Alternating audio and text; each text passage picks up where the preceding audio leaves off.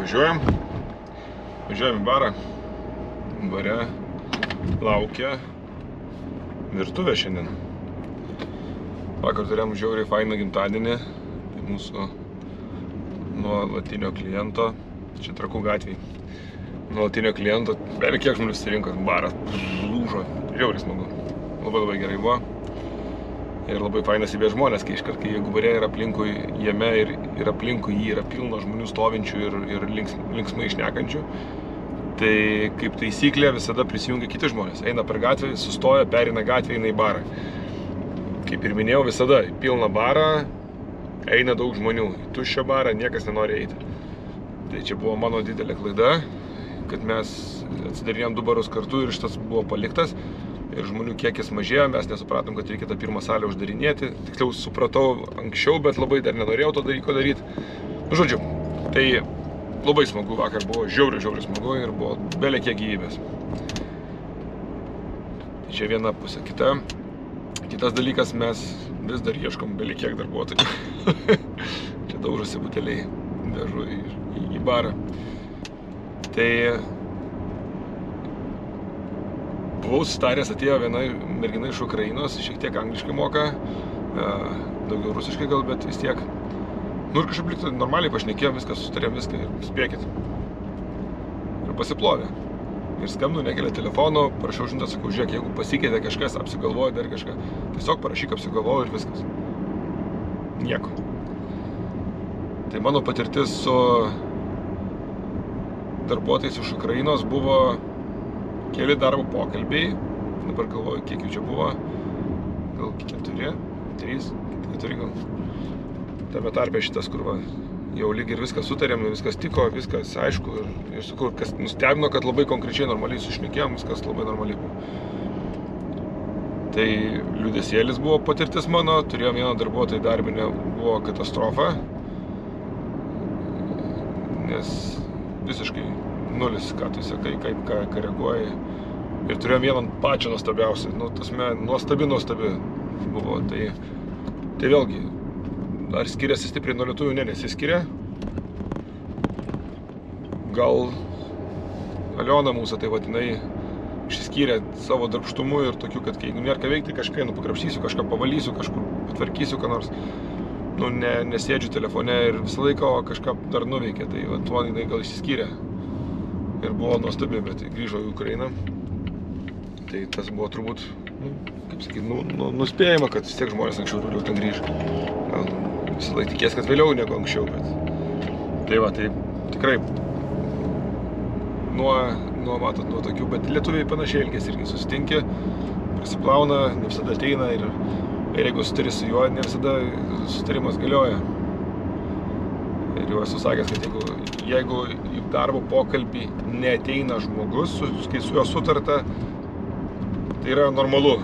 Bet jeigu jie neateina, dalis jų net ir tada, kai tu jam ryte parašai žinutę ir priminiai, kad šiandien darau pokalbis ir atsakė OK, ir tai neateina. Tai neperspėja. Tai čia toks labai įdomus. Ir į tą pačią pusę vieną postą parašė, į McDonald'e ir sako, kavos vietoj čia. Pardavėjas pasiūlė kavos popieriniam podelyje, nes neturi kas pas jos plauna indus. Tai va, jeigu McDonald'as jau nuo procesų savo, kur labai jau griežtai pas jos viskas yra sustiguota, sudaryta, privalo atsitraukti, tai yra reikalų čia. Čia vėlgi, čia vasaros problema, ypatingai vasaros galo problema. Ir gal net rugsėjo pačių pirmų dienų. Bet grįžta pas mus Karolina. Jinai pas mus dirbus yra. Ir atėjo praeitą savaitę, aš kaip tik už baro dirbau, pašnekėjom ir jinai sako, noriu grįžti atgal. Pasibandžiau dirbti kitur, bet sako, noriu atgal grįžti. Įstojo mokytis. Tai va, tai grįžta Karolina, labai smagu. Smagu, kai žmonės grįžta, pas mus iš tų, kas 3 išeina žmonės, tai viena dirbo beveik 5 metus. Su turbūt nepilnų metų, daugiau nei pusmečio pertrauką. Buvo išėjęs ir grįžo. Tai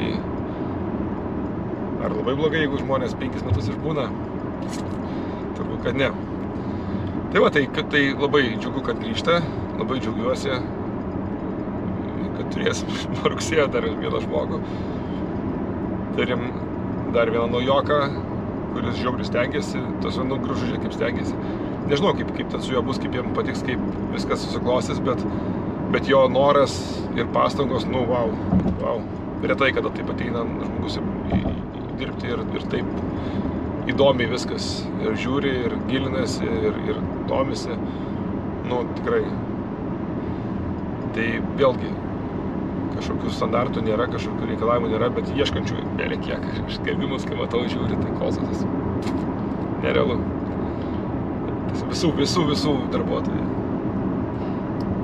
Tai žiūrėsim, kaip bus rugsėjai, bet dar iki rugsėjai kažkaip ištemti, nes ačiū Dievui, sakau, atsiranda, vis tiek turi būti pozityvo kažkiek. Tarkim taip, kad pora žmonių jau yra, kurie galėtų dirbti, tai viena tai iškart, kadangi grįžo Karolina, tai iškart gali savarankiškai dirbti. O vaikinukas, manau, kad labai greitai galės, nes tikrai turi tam gebėjimų ir noro, svarbiausia norą. Kažkas dar liko į virtuvę žmonių surasti dar barmenų biškį. Bet, kaip sakau, kiekvienas pas mus papildomas žmogus atsiradęs jau mūsų yra oro gūsis.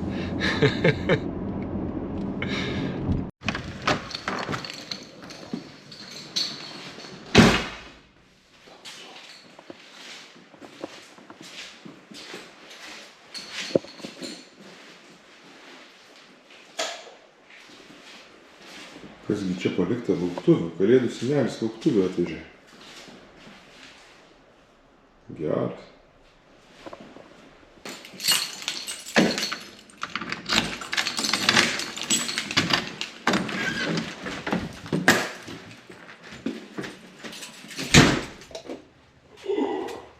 Ir čia lauktuvės.